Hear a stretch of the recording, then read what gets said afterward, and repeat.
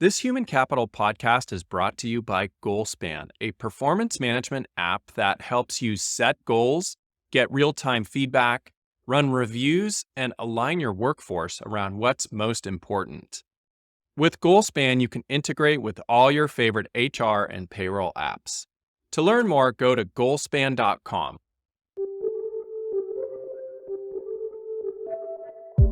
This is the Human Capital Podcast, and I'm Jeff Hunt.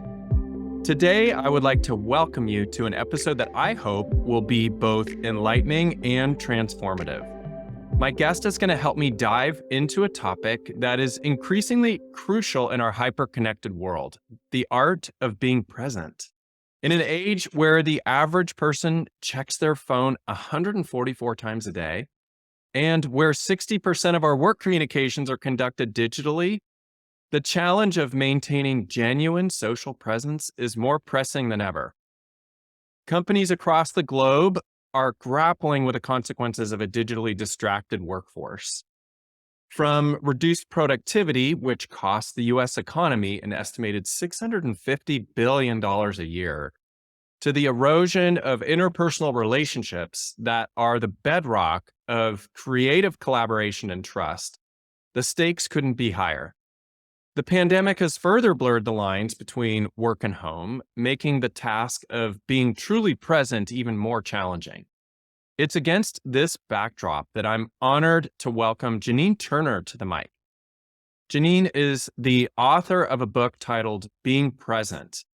And Janine's also a professor at Georgetown University, and she brings over 3 decades of research into how we use communication technologies and how they, in turn, shape our interactions at work, at home, and beyond.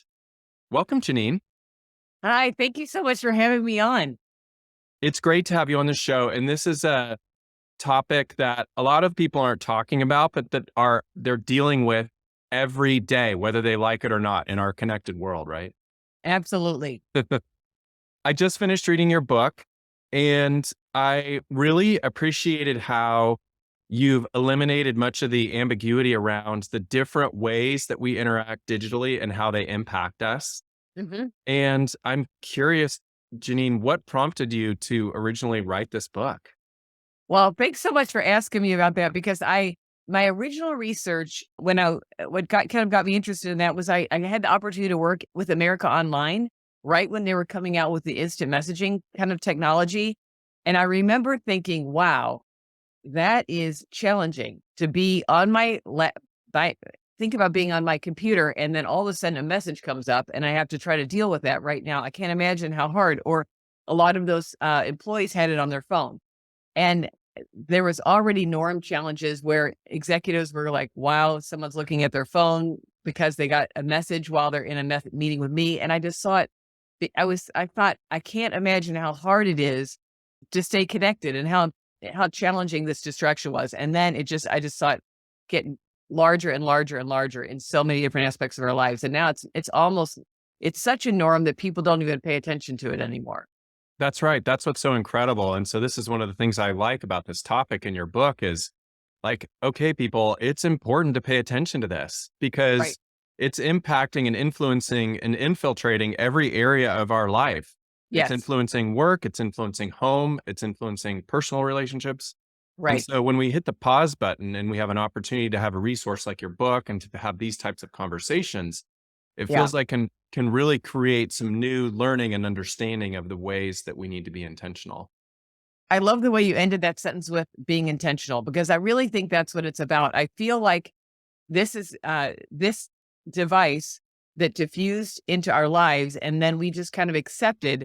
We haven't been intentional about the way that we adopted it. And so or even strategic about what an impact it might have in different aspects of our lives. And so what I think is really helpful is some people will say, or different researchers would say, well, just turn it off or turn off your phone or detox.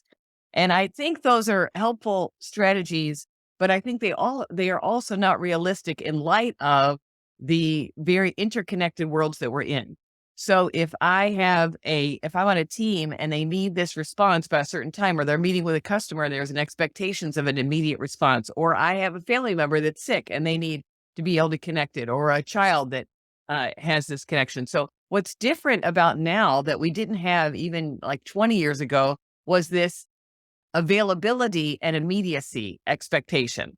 And so when you put those things together, then there's this idea that I'm constantly on a moment by moment basis having to make a decision whether I should be focusing on this conversation or this conversation that's coming in on my phone. And so I don't that's why my kind of default state is this idea of budgeted presence where we are actually allocating part of my conversation to one person, part to someone else, and I recognize that that's my default state. So I think not everyone is in that, but I'd say most people have this default state where I'm constantly ready to juggle to another conversation if I think that that's a better one or a more important one for me. And there's an expectation on the part of the audience that that's somehow okay, even though people still get so offended if they feel as if they're talking about something they shouldn't be, that where you shouldn't do that. So I think just accepting the fact we're all in budgeted presence. So then to be intentional, you have to decide, do I have the right relationship or is the trade-off important for me to stay here or should I pick one of these other types of presence? That's great. And I want to get into each of these other types of presence as well as we kind of evolve the conversation. Let's pause though and go back. Tell us a little bit about your career journey. You've been a professor at Georgetown for a while and you're teaching these amazing topics and helping executives and students learn these things. But give me a quick thumbnail of your career journey. Oh, thanks so much. So when I finished with my PhD, that was actually when the email, I mean, that shows how old I am. So email was just getting introduced in my master's program. Then I started studying in my PhD, email as a mechanism for providing support to other people. So that was before the internet had kind of developed these opportunities for social bulletin boards. So I looked at that and was interested in that. Then I studied telemedicine, use of video conferencing within prison environments. And so my whole career really has been, and that was also my dissertation. So then I continued to do some telemedicine research, but then I really saw, especially with the introduction of the smartphone, this very disruptive technologies. So I continued to follow that. And COVID, people think of COVID as being this big watershed event for communication. I think all COVID did was make clear how much we are tied to the phone for every single aspect of our lives. So I think that was a watershed kind of moment, but I think the moment really started with 2007 or so when people started to kind of put all of their life on a phone and carry it with them everywhere they went. So I guess across my life, I've thought of the disruptive technologies as a mechanism for helping us to better understand communication. And so while it's true that it's challenging in terms of building relationships, it also gives us the opportunity to be thoughtful and intentional about who do I care about in my life? What relationships am I trying to support? Why do I support those relationships? And how do I make sure to keep those strong in light of all these other distractions that I have? Now, along your career journey, was there any one person, one or two people that really inspired you along the way? Oh my gosh, what a great question. Okay. In so many ways, because I was following this journey at the same time as my family was following this journey. So Oh, in yeah. many ways, this idea around being present is, I would say in so many ways, inspired by my family. So let me just do real quick. My kids, I have 3 children, Michael, Kate, and Andrew. They're in their 20s now, but I saw them kind of deal with the idea of what does it mean for people to have cell phones? What does social media mean? And what's the impact of that? My husband, he is on his phone all the time. It drives me nuts. I think that's really why I wrote this book. I was like, get off your phone and listen to me, right? So, and I know that strategy didn't work. So I think I think what has really inspired me is the people in my life that I really care about. And also people when I'm trying to be present to someone else, but then I'm actually making the decision to not be by going to my phone and the implications of that for my relationship. So I feel like I've been able to watch this evolve and see what it's meant for me and struggle that I have, as well as the struggle I have when I think someone's not listening to me. And so it's really been an inspiration of being in the middle of this big change in history. That's great. So we got these 4 different types of social presence, but before you start sharing a little bit about each of these, maybe it'd be helpful for our listeners to have you give them a little bit more of a definition of what you mean by social presence, because people could be coming into this, listening to this podcast, wondering, okay, this is all great. And I hear about all this technology, but what does she really mean by this? Yes. Okay. So I think when people think about presence, so even my book, Being Present, sometimes people think, do you mean mindfulness? Or you're talking about being present in the world? No, what I want you to really think about, and that's what the rest of it talks about commanding social presence, is that social presence is my connection with another person. So what's my connection, Jeff, with you right now? We are socially connected. I've made the decision to focus just on this conversation. I'm not in another conversation. I'm not going to answer emails or text at this time. So what's my social presence right now with you? And I think anytime you're in conversation with someone, sometimes it's synchronous, meaning like we're both kind of talking at the same time in a video or audio or something like that, phone. But sometimes it can be text. I'm texting back and forth and a person's expecting a response, but then all of a sudden I'm going to get distracted by something else. So every time you're with another individual, there's a social presence associated with it. And what I want us to start people thinking about is, how do I manage that social presence? We didn't have to think about it before. In fact, even before COVID, I would use the word social presence and it was like, what does that mean? Now, when I use social presence, sometimes people think, oh, you're talking about how I show up in my social media. And actually, what I'm really talking about is, how am I engaging with another person and being connected with that person in conversation? And sometimes my social presence is stronger and sometimes not as strong, depending on how I'm engaging. Gotcha. Okay. Thank you for that. So now let's talk about each of these various types. You mentioned at the beginning a lot about budgeted presence and how that's sort of our default, which makes so much sense. But take us through each of these 4 types and explain a little bit about what they are and the Yep, nuances of them. absolutely. So again, like you said, we talked about budgeted. It's kind of a default state. And I like the idea of budgeted because we think about, we only have so much attention to allocate to any one person. And it is a resource. And we need to think of it in the same way we might think about budgeting our money. I want us to think of our conversational attention that way. And a lot of the time, it makes sense that you are on a call, a video call, and maybe you have your camera off and you're checking your email because they're not talking. And it makes sense for you to be doing that because of other things you're doing right now. But recognize that prioritizes tasks, not relationships. Sometimes we have to do that because it's super efficient, but you have the impact of potentially really breaking trust with someone. I mean, if I started texting while I'm on this podcast with you, you'd be like, are you kidding me? We scheduled this time. Yes. We're supposed to be talking. What are you doing? Right. Thank you for not doing that, Janine. Yeah, exactly. And you might not even say anything because you might think, am I to say something? I can't say something, but you'd be mad and super frustrated. And that's the challenge. Another reason why we need these categories, because people are frustrated, but they don't know what to do about that. And they don't know how to articulate what is it that's happening right now that's making it hard for me to have this conversation. So that's budgeted presence. Now I can make a decision. Because of that, I can make a decision to step out of that in a conversation.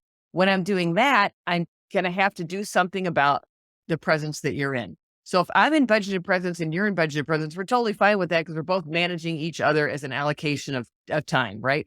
For social kind of attention. Then I can start to say, well, Jeff, you're on your phone. I'm trying to talk to you. I need to figure out what to do. I can explicitly say, put your phone away and listen to me. I can be in a meeting and say, everybody put their laptops away, focus on me. Or I can everybody puts their phones in a basket. That's another thing people do. While I was writing this book, it was right during COVID. And what I was also saying that it's not limited to the phone. So controlling someone else's social presence is like saying, okay, everybody back in the workplace on Tuesday, because I'm telling you what you need, or you have to be at my meeting in person. So you're going to drive all the way from wherever your house is and come in person. You can't come over Zoom. Or everybody turn your cameras on. I need to see your face. So whenever I'm trying to control your social presence, the presence that I have with you, and control that, I'm in what I call entitled presence. Now, some people don't like that because they're like, who are you to say you're entitled? Maybe you deserve to have that presence. I think it's a good word for it because I'm saying that right now I can control your presence by telling you what to do with your phone. It's because we're related in some way. Is it because I'm your a parent or a sibling? Is it because I'm your boss? I'm a peer who's has control over some of your resources, but I have some privilege that allows me to say, put your phone away. Otherwise, and it's not necessarily going to work. A lot of times people are like, who are you to take my phone away? And I think less and less as I studied this as it evolved over time. It used to be people were fine with saying, okay, everybody put your phone away. Now nobody wants to say that, but people are mad if people don't, right? So entitled is risky. You could risk your social capital by doing that, but it sometimes is important and it's sometimes helpful depending on your priorities and your kind of positioning power. I've had some students say it helped them if I said, put your technology away for this class, because then they had an excuse to pay attention. You can even have entitled presence in the form of a building. There's certain buildings you can't have your technology on when you go in. So that's a system of entitled presence, right? Okay, so entitled, you don't really have the choice. Now, the next two forms of presence is competitive and invitational. We need these two forms of presence because most of the time we can't tell somebody to put their technology away, right? But we still have to deal with the fact that people have their technology with them all the time. So competitive, I like that name because it's telling me I am competing for your attention on a moment by moment basis. And even if you don't have your phone out right now, something could happen that could pull you away immediately. You have a device on you, whether it's a smartphone, smartwatch, that's going to pull you away from my conversation. And the second that I'm not talking about something that's relevant to you, you have another choice. And the audience has never had so much choice as they have now. So competitive presence is about recognizing if I need to persuade you, I need to constantly be thinking about logos, pathos, ethos. What is it that I need to do to get you to focus on me and persuade me? Because I'm not taking your phone away, the problem is you still might not listen. So it's not like it's a guarantee, but it helps you to be a little bit more intentional in your framing that the audience is really in control of all communication. They've always been in control, but now it's even more obvious because you can see they're not paying attention. So that's competitive presence. Then the fourth one is invitational. So we're not always trying to persuade. Sometimes we just want to have a dialogue and a conversation, and we have to create. Now, it used to be we could just meet with someone face to face and we sit down for dinner and have a conversation. Now, because the phone is involved, we have two phones minimally in a conversation with two people. We have to navigate an environment where we can create this environment of dialogue. And budgeted presence, the more we're in budgeted presence, the less we get to dialogue. An invitational space is something that is at the most risk of being lost because we are not being thoughtful, intentional about how we are using our phone. Well, all the research on multitasking says that we can't multitask, and that's not even talking about conversations. That's talking about doing two simple tasks. We can't do it. We have to cognitively shut off one to start off another one.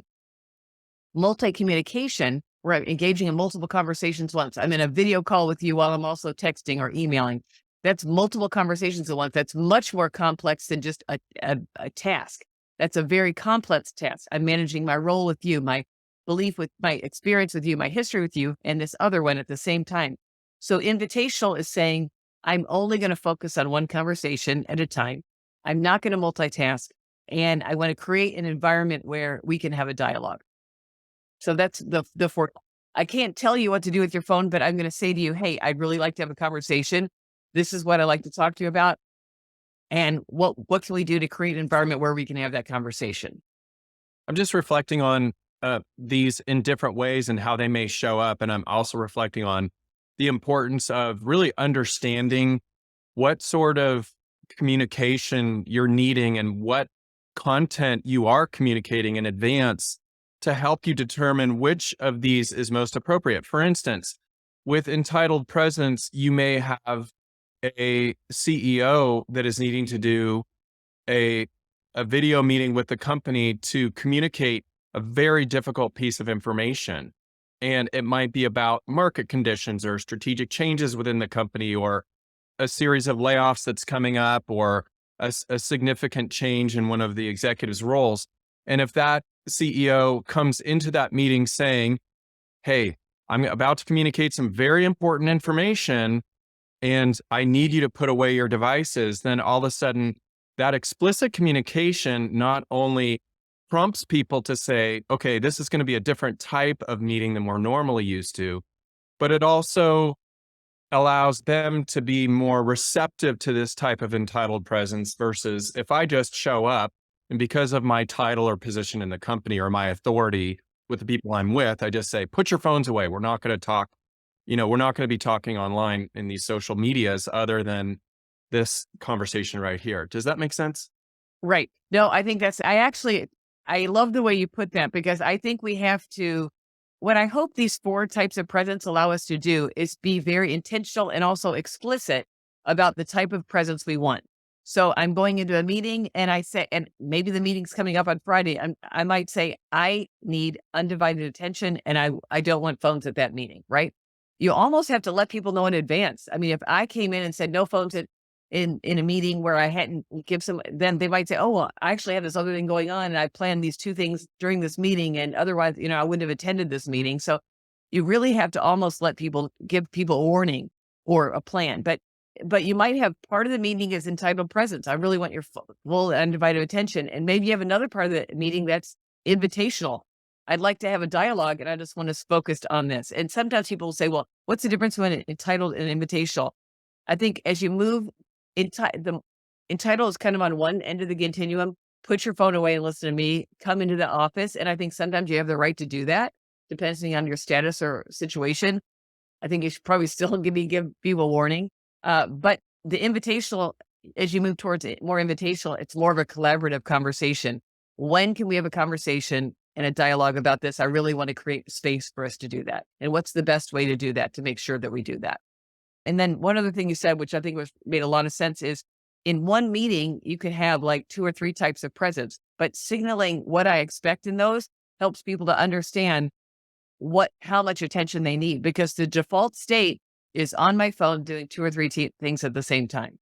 Exactly. I'm also thinking that competitive presence is really helpful and important in every one of these elements. So like, especially as the presenter, we're doing this podcast right now and there's listeners that may or may not be interested in this topic. So it's our job to have some sort of a competitive presence so that they're not turning off or pausing the podcast to listen to something else. This is inviting and interesting enough so that they want to continue. And I feel like that's also the case if you're coming into a budgeted presence situation, but yet you really have a compelling message that's interesting and that people want to stay and listen to, then it becomes less of an issue because you're not competing as much with these various forms, right? Yes. Oh, Jeff, it's exactly right. Because of budgeted presence, you really can either be entitled or competitive when you're trying to persuade people, right? You either are saying, put your phones away and listen to me, and then everyone's like mad, right? Or I'm going to try to make this message so relevant and so compelling and so addressing the problem that you have, not my problem, but your problem, that I'm going to pay attention. I need to put my phone away and just focus on this, right? So I think usually as humans, we think we've got a strong message. We're trying to get that across. We have to deal with the fact that people have a phone. We can tell them to put it away, or we can try to create a message that's really powerful and persuasive. And then again, I think what is often lost, and I think that's what is, we really have to keep thinking about, what does this invitational space look like, is we become either this culture of always persuading or always pushing an agenda and not creating a space for listening and openness. Because when I'm trying to talk to you and you're on your phone, I'm going to stop talking. I'm not going to share as deep of an information with you. I'm not going to share as much what I care about with you. And it immediately changes the nature of our relationship. And so it's really important people to recognize the danger that budgeted presence gives to deepening relationships with other people. It seems as though before we enter into any sort of meeting or connection, social presence connection with one another, we need to be rethinking the importance of that meeting and content, because this is where a lot of organizations and leaders fail. You hear people say, meetings are the bane of my existence. I'm spending way too many times in meetings during the week and I'm less productive as a result, or that the meetings that I'm attending, the content is not strategic or helpful or valuable in any way. We're just sort of together. And that's why people are not actually together. They're on their devices, checking email or doing other things. So isn't that one of the first things that we really need to be considering as leaders? Absolutely. I think it's that thinking about how we're going to be socially present and what social presence needs are a part of any kind of task that we have is critical to us being successful. And I think prior to COVID, people still hated their meetings and the meetings weren't relevant. What's challenging now is if you made me come into this meeting, not only am I thinking about what a waste of my time this is, I'm also factoring in the drive time. Nobody ever factored that time in before. Now they do because they're like, wow, we could have done this over Zoom. I would have muted myself and muted my camera, and I would have not listened to any of this, right? But at least I would have had some agency here. You're basically taking my agency away by doing this. So our meetings, we really have to be thinking about, why does a person need to be in this meeting? And if you have this kind of competitive stance where, like, what am I saying that is going to compete with what other people are doing that's going to make them want to pay attention? I think it helps us to have a different mindset, just even going into that meeting. And then I think the other that you said that's really important to think about in terms of meetings is that if we don't have a rhetoric by which we can start carving out these spaces, we will just be upset with people's behavior. And there's an assumption on my part that I'm so interesting that people put their technology away. And unless I tell them my expectations, they're just going to keep doing their normal thing. And I think that what I hope that this rhetoric allows is everyone to kind of have a conversation about, okay, we call it a meta communication. Let's meta communicate. Let's have a conversation about what kind of conversation we want to have. And when my kids, of course, they make fun of me all the time because I'm like on my technology when I shouldn't be or whatever. And they'll throw my book back in my face all the time. Right. But when my kids say something like, hey, I want to have, this should be invitational presence right now. We should be having a conversation. I love that because it's actually what I would love for these terms to help people navigate the conversation. What does an invitational dinner look like for us? Well, maybe it means that you can't have it at a certain time when a certain person's show is on or some news that this person likes to watch or I don't know. How do we navigate that together so that we all care about each other? How do we create a space for invitational space? I And love that. if we don't have that conversation, it's not going to happen. And I think we saw that. What I saw was a lot of conversations when I had with people during COVID was not this, oh, our family's coming together and starting a family band, or we're doing charades every night.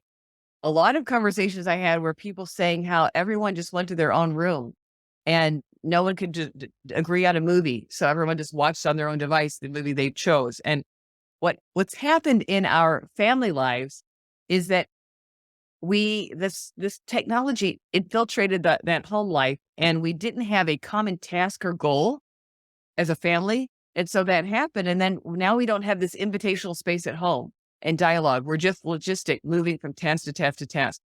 The very same thing that had happened in our home life happened after COVID in our work life, where organizations are like, wait, where's all this water cooler they called conversation? Or why aren't we having these conversations before and after meetings? And it's because we never factored that in before. We didn't factor it into home life and we lost it. Now we're trying to factor it into work life by, okay, force everybody into the workplace, or let's have a snack at 3:00 and everyone's going to come have a snack. And what happens is people go down, get the snack, go back to their office, right? Or everyone is on Zoom all day in their office and not interacting. So this is a new time. We have to start communicating about the social presence we need and why we value that and what that means for our organization to help us be more successful, or a relationship or a family. We have to start talking about it because we never had to talk about it before because we had these compartmentalized worlds. Now we have to, because all of those kind of infrastructure compartments have kind of like dissolved. And now we have this digital infrastructures that we have to think about how to organize them. Does that make sense? It does, absolutely. And I'm just reflecting on a couple things. One is what you were describing is really almost around organizations try to use compliance to change behavior. Yep. When you can't really legislate behavior. So, I mean, you can, but it's going to come at a cost. So that's one significant thing. The other that I'm just reflecting on, Janine, is the opportunity that we have to shape culture within an organization around these social presence, effectively their norms, the social presence norms in an organization. And what I mean by that is, gosh, how important is it to think about social presence in every aspect of the employee journey? For instance, why aren't we more intentional when we're onboarding somebody to say, hey, here's what you can expect in attending online meetings? these are the types of meetings that we have and what we expect of you to show up for, and versus just creating a vacuum when the employee has to figure out these things on their own. And then once we start doing enough of these and they're supported by core values and other aspects organizationally, then we probably don't have to think about it as much. Is that true?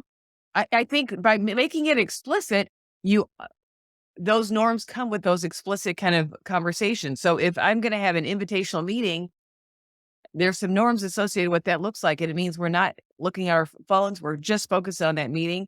And what I love also about invitational presence is it connects back to a professor that I know that talked about invitational rhetoric. And what she says is you have to create these safety, value, and freedom boundaries. You have to create an environment of safety, value, and freedom for people to want to have a dialogue. You don't just sit down and say, hey, Jeff, I want to talk about this. Maybe you don't want to talk about that right now. How do I create this environment that makes you feel comfortable talking about that you feel valued, and that free to talk about that? And so as we're moving into these environments where we talk about diversity, equity, inclusion in the workplace, we have not created environments where people felt safe, value, and free to communicate. And we have to start thinking about in our organizations, what do those environments look like? And it definitely means not being on your phone while I'm telling you something that I'm upset about, right?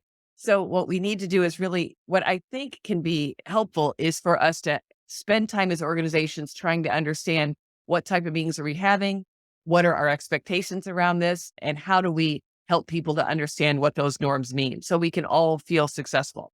Hmm. It feels like the importance of safety, value, and freedom is directly in sync with invitational presence. Is that true or correct? So tell me your question again. Well, in other words, like if I'm thinking about invitational presence in my interactions with others, if I don't have safety, value, and freedom in those conversations, that's just not going to happen. It might be Right. invitational sort of, So you're right. Invitational space requires safety, value, and freedom. mhm. So, and the deeper the dialogue, and maybe it's more like a continuum rather than a binary, right? But the more I feel like this is a conversation that you care about and that you value me, and I can say something that you actually don't agree with, and you're going to be open to listening to that. The more that I have that condition, the more I'm going to tell you exactly what I think. And what I think is really challenging is as we lose invitational space in organizations, which we're losing it for sure, because if you don't carve it out, it's not happening. Um, we're also losing empathy. We're losing listening. We're losing trying to see something from the other person's perspective in terms of understanding and openness. We're also losing all of those things because we're staying so task focused. So it's a huge risk. It's a huge risk to not really be thinking about how we're going to communicate those. I think a lot of times invitational space happened inadvertently. Right before the meeting, we're walking in, or after the meeting, let's meet for lunch. Or I happen to see you on the way I know I'm going to see you every day as I walk into the elevator. And so I always think, oh, this is a nice time to have a conversation. And it's not just like spontaneous conversation about like something, a hobby or your kids or a sporting event or something, but it's also you're building this relationship with this other person that you're knowing them outside of this task. So if we don't find ways to support and nurture those environments, then those aren't going to happen. They happened inadvertently before. Now they don't necessarily happen because of these hybrid and remote and Zoom situations or video situations. So we have to think about that. And I think organizations are starting to think about that as they're doing kind of retreats, or they bring people together for opportunities for just to work together, a social environment, something like that. But it's hard because we've never had to do that before. And you can't create the Zoom happy hour that nobody wanted to go to and everyone was bored and thought it was stupid, but thought they had to show up because the boss told them to be there. It's not about creating that. It's about creating spaces where we can get to know each other, we trust each other so that we can have interdependent working relationships. And it's almost as if the relational connection is the undergirding, so that when you do have that Zoom happy hour, that people are actually going to want to show up because they know each other well. And then there's a desire to do that versus showing up because it's just a complicit, I have to be compliant in terms of being on the screen and seeing people, and it's a check the box event, right? Exactly. Yeah, Yep. makes perfect sense. So this is such great content. We could just keep going forever, but I'm going to shift you into some lightning round questions. Are you ready for Okay. that? Perfect. I'm ready. All right. The first one is, Janine, what are you most grateful for? Wow. My family. So, and maybe that seems like a cliche or something, or I don't know what that sounds like, but I would not have this research if it wasn't for my struggle on a daily basis to make sure that the people that I care about understand and know that I care about them. And also my struggle with the people that I really care about seeming like they don't they're on their technology. So I'm not saying that it's a two-way street. And I feel like I've learned it viscerally that way. And it's not even just my family. I have my sister, she had lung cancer and passed away. And I see Mm, how in a very short amount of time, you social presence you think is always going to be there is not. And so this is absolutely a resource that we really have to think about. And that's why I continue to like the word budgeted, because we have to think of it as how are we going to allocate it on a moment by moment basis. And it's mm. really important to think about. Yeah. I'm very sorry to hear about your sister. And actually it doesn't sound cliche to me at all, family. So I appreciate you sharing that. And I'm reflecting on what you were sharing earlier about your kids and just can see them saying, Mom, drink your own Kool-Aid with I this. know. Oh, Like, I get it all the time. Oh, you're being in budgeted presence. I'm like, oh, enough. I know I exactly, exactly. Okay, so what's the most difficult leadership lesson you've learned over your career? oh my gosh. I'd say within the last 6 months is so I, as an academic, I don't have to manage anyone. So that's like my favorite thing. Right. And so, I work independently and I'm in charge of my class. And you might say you manage your classroom, but you don't, but I don't really manage a class in the same way because I have a lot of power in a classroom. And over the last 6 months, I've had the opportunity to be a chair in my department.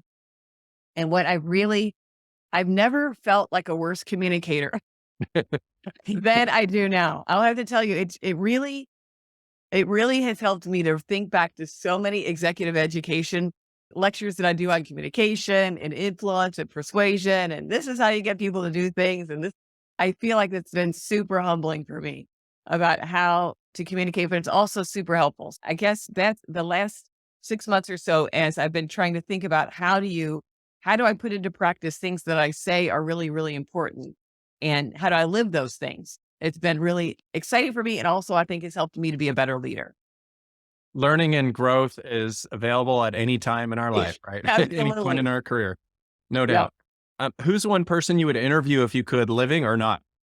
So this is one that I'd love to interview Pope Francis. The reason I say that, so I'm Catholic. My religion is really that's a big part of my life, but I've also seen where he taking on a leadership role, he had a very different approach to the Catholic Church than uh, different leaders and different leadership style and different kind of approach to kind of different ways to think about what it means to be Catholic.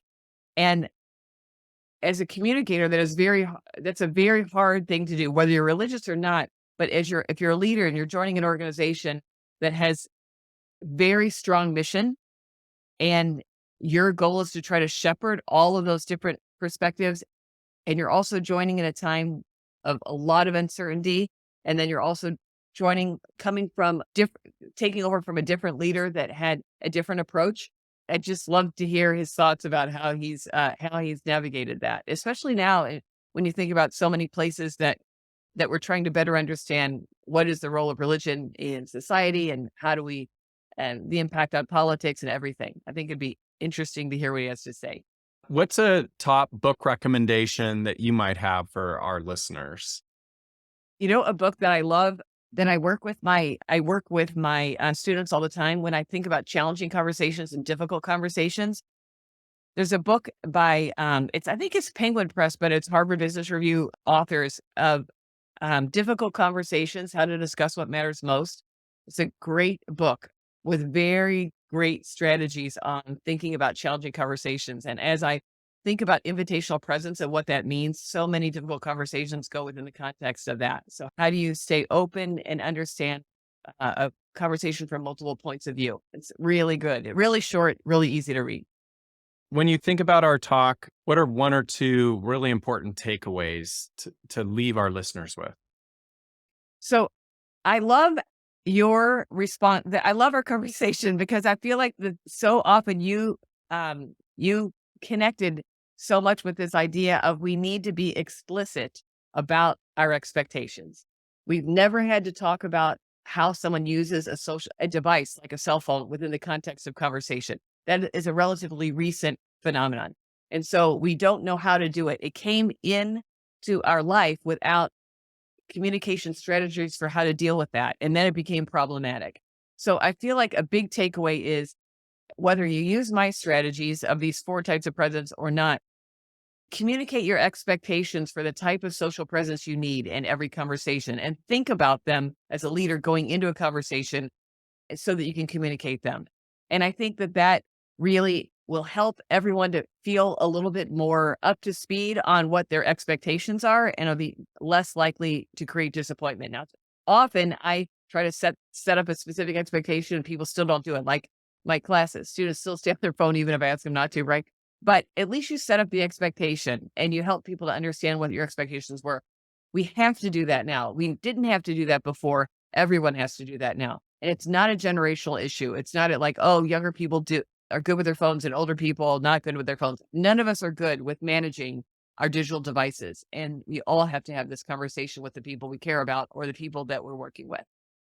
Such great information. And once again, Janine Turner's book is titled Being Present. You can find it on Amazon or anywhere you get books. It's a wonderful read. I just finished it. Janine, I'm so thrilled with our conversation. And I just want to thank you so much for coming on the show today. Oh, Jeff, thank you so much. I really appreciate it. This has been great. Really fun. Thank you so much. Thanks for listening to Human Capital. If you like this show, please tell your friends and also take the time to go rate and review us. Human Capital is a production of GoalSpan, your integrated source for performance management. Now go out and be the inspiration to other humans, and thank you for being human, kind.